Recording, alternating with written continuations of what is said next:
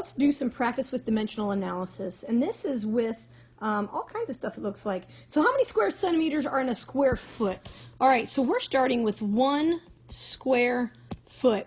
Now recall, this exponent means that we're taking basically feet times feet.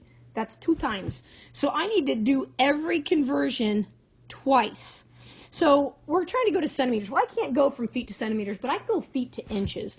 So I know that 1 foot is 12 inches. And I've got to do that twice because 1 feet, 2 feet, right? Feet times feet is feet squared. So that's the only way I can get out of feet squared. And now that I have inches, now I know that there is 1 inch and 2.54 centimeters. Again, I have to do that twice because I have 2 inches. So inch, inch, inch, inch. Now I multiply across, straight across the top, and I end up with 929 3/100 square centimeters. A greenhouse is 20 feet long, 15 feet wide, and 10 feet high. So part A is the easy one. What is the volume in cubic feet? Well, that's no problem. Volume is length times width times height. So that gives me 3,000 cubic feet. Great. What about cubic meters? Well, if I want to go from feet to meters, I can't do that jump. But I know I can do yards to meters. So the first thing I want to do is go from cubic feet to cubic yards.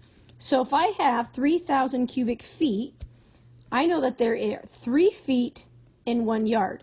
My exponent is 3, so I've got to do this conversion 3 times.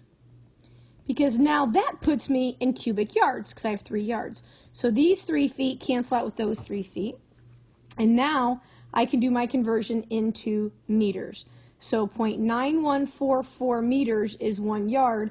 And again, I do that 3 times. Oops, that was meter, this is a yard. 3 times. Ooh, almost didn't fit it. So my 3 yards cancels out with my 3 yards. Now remember, these are in the denominator. So we're going to take the 3,000 divided by 3, divided by 3, divided by 3, and then multiply by our 9.9144s. Because they're denominator divide, numerator you multiply. And when we do all that lovely mathematics, we should get 84.95 cubic meters. A soda can. Let's just draw that real quick. Measures 12 centimeters high and has a radius of 3 centimeters. How many milliliters of liquid will it hold? Well, we're talking about how much it's holding, so that's volume. And volume is pi r squared times height. So I am going to use the pi button on my calculator.